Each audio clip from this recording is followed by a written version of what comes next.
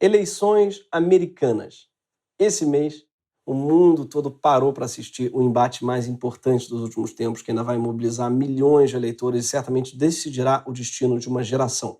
Eu estou falando da Fazenda, reality show da Record. A disputa ficou tão acirrada que um fã-clube pagou um caminhão de som para ir para o lado de fora do estúdio e dar um recado para uma das integrantes confinadas dentro da casa. Atenção, Mirella, se afaste do Biel e Juliano. Confie apenas na Stephanie. Estamos com vocês, Esterela. Confie apenas na Stephanie. Eu curto muito o tom de caminhão de ferro velho para dar um conselho trivial. Alô, freguesa! Não confia no Lucas. É que eles pagaram um locutor, o cara só sabe falar assim. Esse cara deve chegar em casa e falar com a mulher. Amor, passa o sal! Hoje é sexta, vai ter cu? Faz a chuca! Detalhe, eu fui ver quem é MC Mirella, né? Que tem essa torcida tão fanática. Descobri que ela é uma cantora que está sendo investigada por aliciamento de menores. Sim, a Record, ela realmente é o paraíso dos cancelados. Tá? Ao que parece, a cantora ficava no Instagram de influências menores de idade, convencendo elas a se prostituírem. Tinham que contratar um caminhão para ir para casa de jovens influentes. Falando, atenção, menores, fiquem longe da Mirella. Confiem apenas no Estatuto da Criança e do Adolescente. Mas não é dessa disputa que a gente vai falar hoje, mas de outra disputa, de outras eleições, as eleições americanas, que também tem regras muito confusas, assim como a Fazenda, também tem uma subcelebridade de reality show e acusações de aliciamento de menores. A gente vai falar sobre isso porque essa disputa não é só importante para os Estados Unidos, ela é fundamental para a gente também. Especialmente nesse momento em que o nosso presidente ele é uma espécie de cover do deles. Nosso presidente está para o deles um pouco como o Greg News está para o John Oliver. Uma versão com menos dinheiro, menos audiência e menos altura. Sim, nós somos o falso patati patatá deles. A empresa de Bolsonaro, né? A empreitada de Bolsonaro, perdão, em copiar e colar aqui as merdas que o Donald Trump faz, não é recente. Ainda no início de 2018, reportagens começaram a apontar semelhanças entre as estratégias de Bolsonaro e a de Trump para as eleições, dizendo que o crescimento de Bolsonaro nas redes estava ligado ao uso de um exército de robôs e perfis falsos. Imediatamente após a publicação da história, Bolsonaro postou um vídeo de resposta cuja descrição dizia kkkkkkkkkkkkk. Sim, foram 13 Ks. E o vídeo é ainda melhor que o comentário, apesar de ser incompreensível. Por isso, eu só vou mostrar um trecho curto em que ele tira e põe os óculos de uma maneira muito imprevisível. Tentei encontrar o padrão, mas não rolou. Percebam, ele está tão feliz que a Veja comparou ele com Trump, que ele não pensa nem em rebater as acusações, ele só consegue sorrir. Capa da revista Veja dessa semana. Eleições. Robôs e perfis falsos impulsionam a campanha de Bolsonaro na internet. Que o trabalho realizado por mim na internet só pode ser detectado usando robôs de nova geração com inteligência artificial, que enxerga eles sinais de interferência externa nessa mobilização. Comparando a eleição do Trump.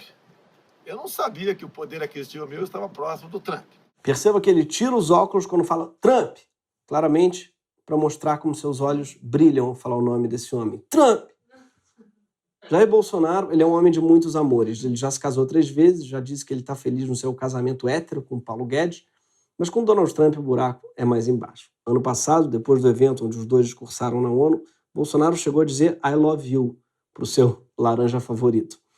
A parte triste é que ele recebeu de volta só um bom te ver de novo. Que é a pior resposta para um eu te amo. Desde obrigado. Desde seu troco, senhor. Bolsonaro quis mudar a embaixada brasileira em Israel de Tel Aviv para Jerusalém apenas depois que o Trump fez isso com o americano.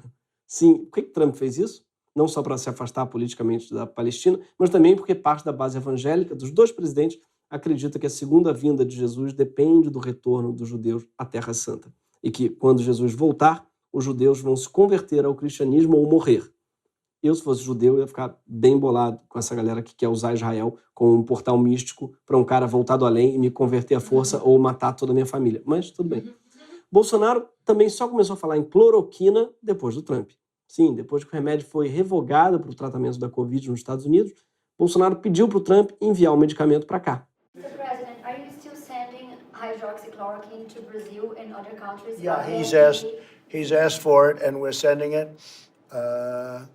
Well, I can't complain about it. I took it for 2 weeks, and I'm here. Here we are. And we've had some great studies. Se fosse assim tão bom, cara, você não tava dando de graça, né, pra gente.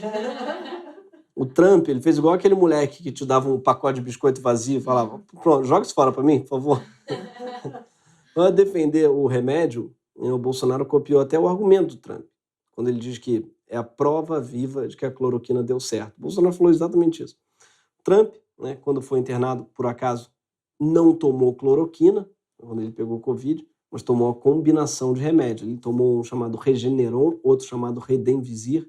Esse último, não só ele não mandou pra gente, como ele já comprou praticamente todo o estoque mundial para ninguém mais ter, só os Estados Unidos. E se você ficou com muita raiva dele agora, fica tranquilo, que de lá para cá descobriram que o remédio também não funciona. Ou seja, ele deve estar chegando no Brasil já já, fresquinho, de graça. No quesito estratégia de governo, Bolsonaro também pegou emprestada a cartilha do Trump. Para você ter uma ideia, o seu assessor especial, o sorocabano Felipe Garcia Martins, ele adotou o apelido de Sorocabano. Sim, por causa do ex-estrategista do Trump, o Steve Bannon, que recentemente, inclusive, foi preso por fraude. Sorocabano. Isso equivale ao eu chamar mim mesmo de Copacabana. Eu sou o Leblon Oliver. Enfim, mas tem uma coisa que define o Trump mais do que prédio espelhado, golfe ou assédio sexual: a xenofobia. A obsessão dele com as fronteiras que não conhece fronteiras. We're going to build the wall. We have no choice. We have no choice. We're going to build the wall. It's going to be built. We're going to build the wall, folks. We're going to build the wall. Build that wall. Build that wall. Build that wall. Build that wall. And you know what else I mean? Mexico is going to pay for the wall. 100%. Trump inaugurou um novo tipo de promessa, que é uma promessa que quem vai pagar é o vizinho. Ele terceirizou a promessa de campanha, né? Fica a ideia para os candidatos do Brasil aí. Todo cidadão vai ganhar uma mesada de R$30 mil e quem vai pagar é a Argentina. Oi? Se os caras não pagarem, você diz. A Argentina é tudo caloteiro mesmo, é? Reclama lá com eles. Pois até essa fobia de imigrante o Bolsonaro copiou do Trump, apesar do Brasil não ter um problema sério com imigração. Bolsonaro não só apoia o muro de Trump, como ele é a favor da deportação de brasileiros ilegais e já disse que a maioria dos imigrantes que vivem no país de Trump não tem boas intenções, apesar de mais 600 mil brasileiros viverem nos Estados Unidos como imigrantes. Sim, ele inventou o conceito de autoxenofobia. Sim, o brasileiro, para ele, é um mexicano de si mesmo, sabe? We are our own Mexicans. Jair não é o único da família a nutrir essa obsessão. Eduardo Bolsonaro, que já quis ser embaixador nos Estados Unidos, dando carteirada de chapeiro, ele usa boné da campanha do Trump e batizou sua filha de Geórgia. Sim, em homenagem ao estado tradicionalmente republicano do sul dos Estados Unidos. E que também é conhecido como um dos estados mais sem graça da América. É como se o Trump desse o nome da filha dele de Parana. Here's Parana, Trump. My daughter. Mas, sendo justo com os Bolsonaro, a verdade é que a direita brasileira ela tem um fascínio histórico com os conservadores americanos. Isso desde a época do Império, que a gente baba o ovo da direita deles. Na Guerra de Secessão, em 1865, os fazendeiros do sul dos Estados Unidos lutaram pelo direito de escravizar pessoas e perderam a guerra. Os chamados confederados passaram a não poder mais usar a mão de obra escrava em solo americano. Muitos não aceitaram a derrota e nem esse conceito estranho de ter que pagar por mão de obra. Ai, sacou. E adivinha para onde vieram? Para o Brasil, claro, onde ainda não havia, né, a abolição, onde ainda havia escravidão. O Brasil ele é uma espécie de Record.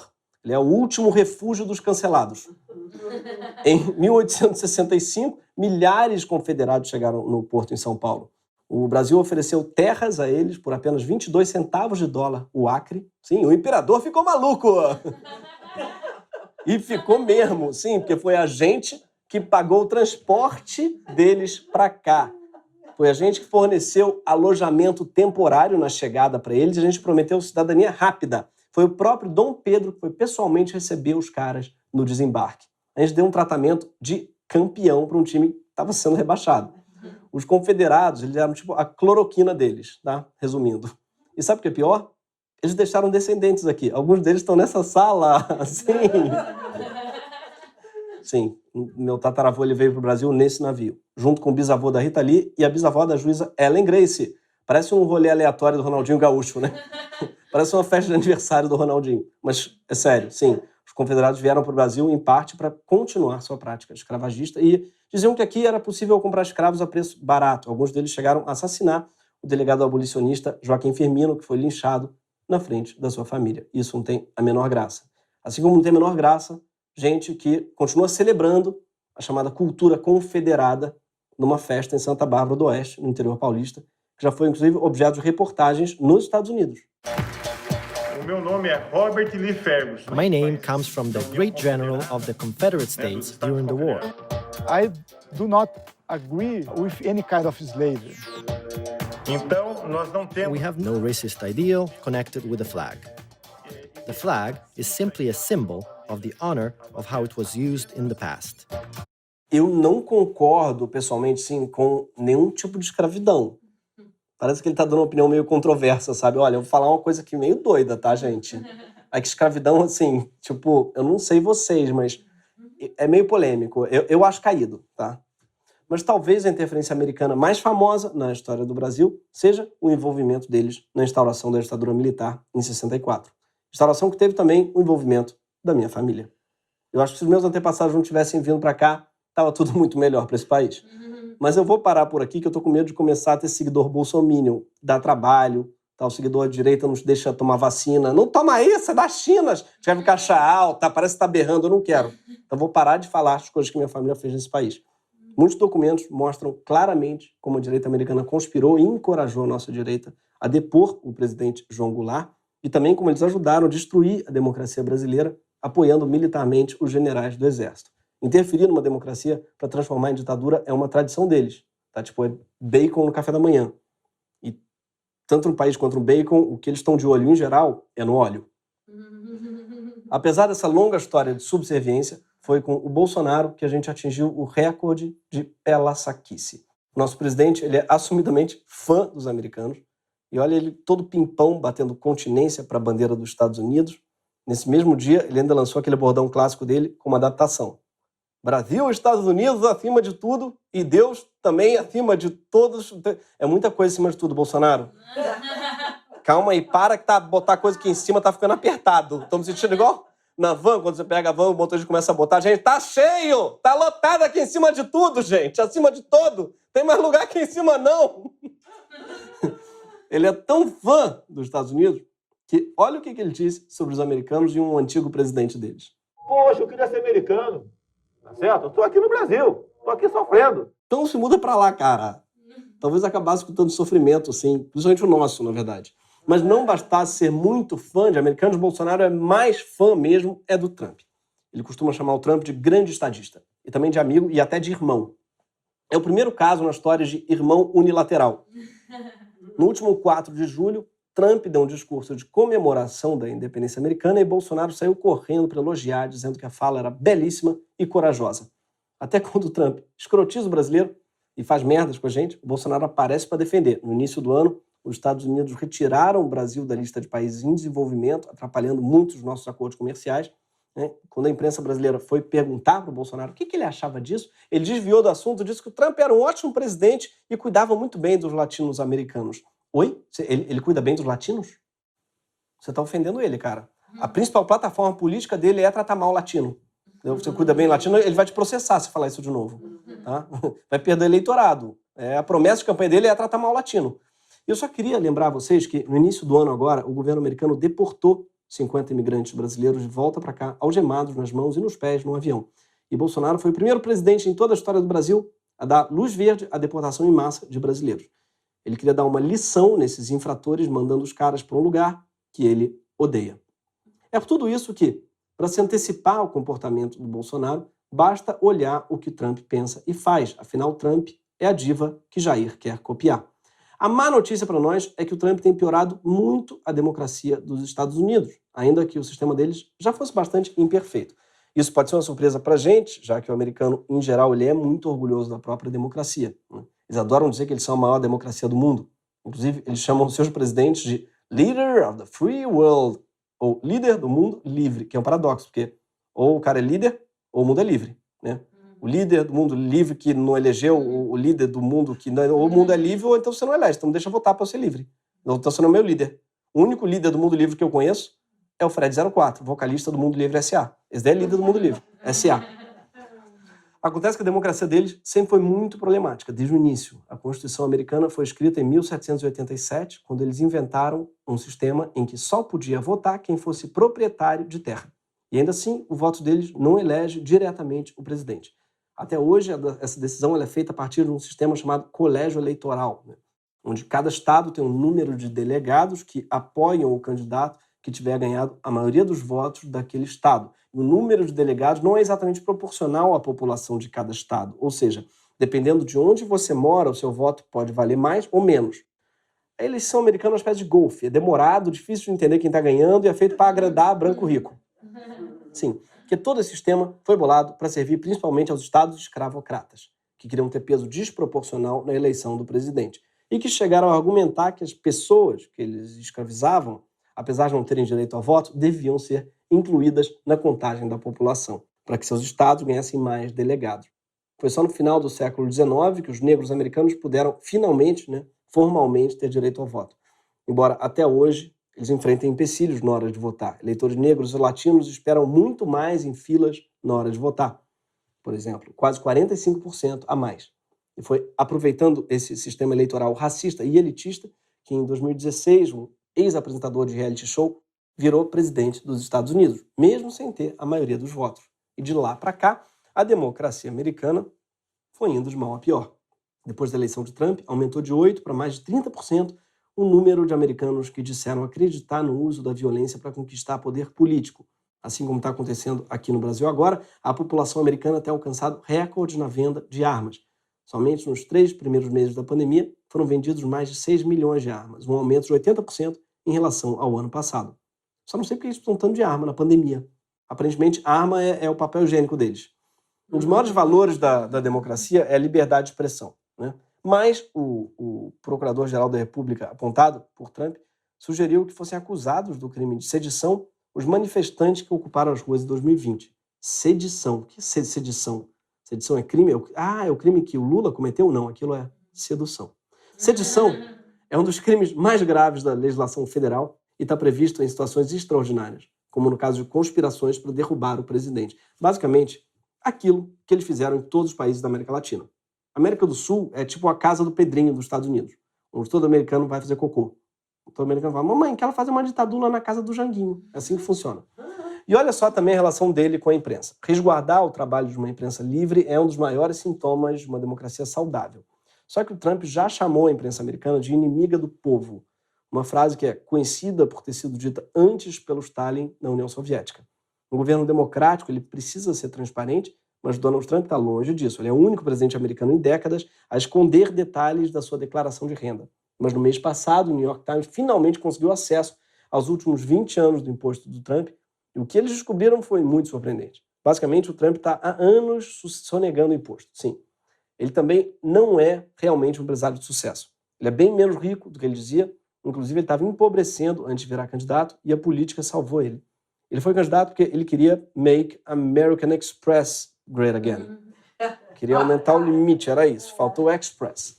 Desde então, o Trump recebeu grande quantia de dinheiro dos lobistas, políticos e autoridades estrangeiras que pagaram para se hospedar nos seus hotéis e entrarem nos clubes dele. Ainda assim, Trump está afundado em dívidas de centenas de milhares de dólares e a maioria delas deve vencer nos próximos 4 anos. Só que nunca um presidente americano conseguiu ser reeleito com os números que Trump tem nas pesquisas hoje. E para se precaver de uma derrota que parece cada vez mais provável, ele tem tentado desacreditar o próprio processo eleitoral.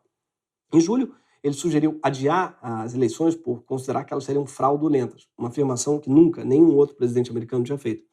Ele disse num discurso que as pessoas deveriam votar 2 vezes, pelo correio e presencialmente, para garantir que o voto foi contado. Só que isso é crime eleitoral. E se as pessoas seguirem o conselho dele, isso pode colocar todo o processo em xeque. Trump é uma espécie de Eurico Miranda, entrando em campo, pegando a bola para melar o jogo quando o Vasco estava perdendo. Mês passado, Trump avisou que negociaria um 3º mandato caso ele fosse eleito em novembro. O que também é inédito na história recente dos presidentes americanos. E o mais grave de tudo, até hoje, ele ainda não afirmou que vai entregar o poder se ele perder as eleições. Os jornalistas perguntaram se ele se comprometeria a fazer uma transferência pacífica de poder, e ele respondeu, bem, a gente vai ter que ver o que vai acontecer. Que é a versão política do na volta a gente compra. Tá? A situação está tão tensa que 1 em cada 3 eleitores acredita que o país esteja à beira de uma guerra civil. Parece um bom jeito mesmo de acabar 2020, né? Uma guerrinha civil para fechar o ano com a energia lá em cima. Começou com uma guerra no Oriente Médio, acabar com uma guerra na Pensilvânia. A pandemia ali no meio. Faz sentido, aliás, no meio da pandemia uma guerra civil, né? O americano não está podendo viajar, tem que fazer guerra em algum lugar, acaba fazendo guerra em home office. Guerra civil é isso, é quando o exército faz home office.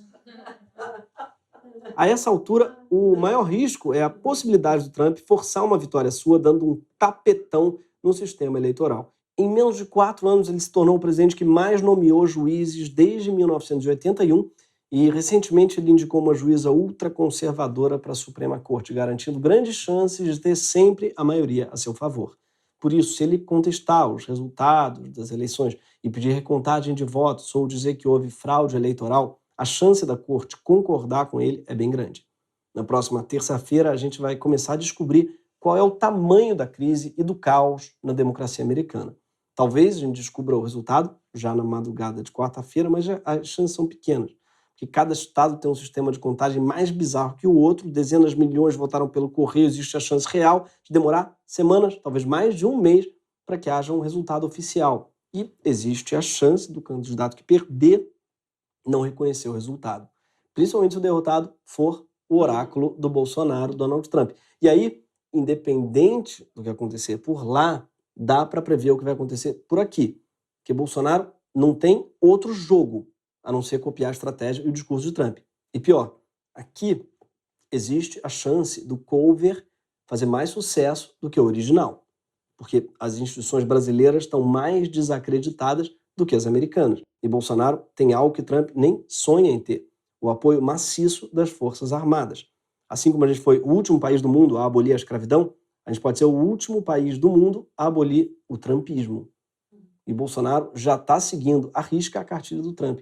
Em 2016, depois da vitória, o Trump disse que a eleição tinha sido fraudada e que ele, na verdade, tinha recebido muito mais votos. Agora, em março, o Bolsonaro disse a mesma coisa sobre as eleições brasileiras de 2018. Eu acredito que, pelas provas que tenho nas minhas mãos, que vou mostrar brevemente, eu fui eleito em primeiro turno, mas, no meu entender, houve fraude.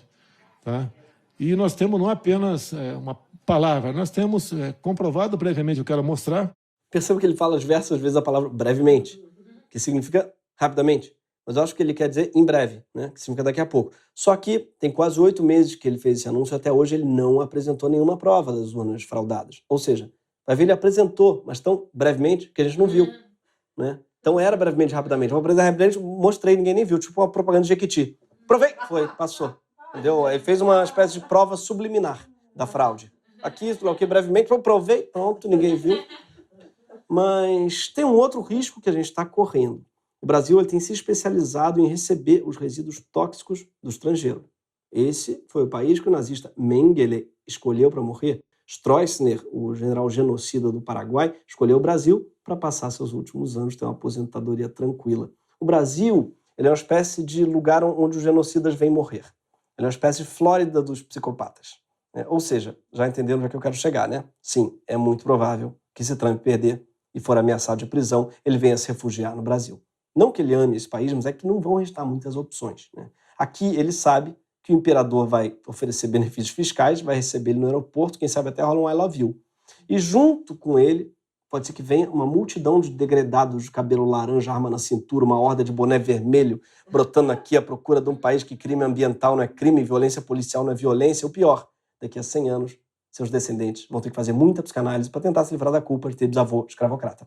E a gente não pode recebê-los. Por quê? Porque eles vão dar cloroquina para as nossas crianças. O Brasil tem bandido demais. Sabe o que vai acontecer? Nossos bandidos vão perder o emprego. Por isso, se o Trump perder, só tem uma solução. A gente vai ter que construir um muro. Um muro grande, gordo e lindo, como ele diz. E quem vai pagar por esse muro? A China. Porque ele sim sabe fazer muro. O Trump não fez até hoje direito o muro. E porque o Trump está falido. Só que, mesmo correndo esse risco gravíssimo, a gente aqui no Greg News segue torcendo para o Trump perder. Infelizmente, eu não tenho muito como fazer muita coisa a respeito disso não, já que nas eleições para líder do lado do mundo livre, a gente que é do mundo livre não vota. Enfim, sem falar que nessas eleições não adianta muito convencer o nova-iorquine, nem o californiane. Não dá. Por causa do colégio eleitoral, quem vai decidir essa eleição é o morador da Flórida, que basicamente é um aposentado que mora na frente da praia ou um viciado em parque da Disney. Mas a gente tem uma ideia para convencer esse eleitor confinado. Atenção, eleitor da Flórida! Atenção, aposentados! Ei, se afastem do Trump! Confiem apenas na Kamala! E aproveitem e peguem de volta os confederados! Esse foi o Greg News.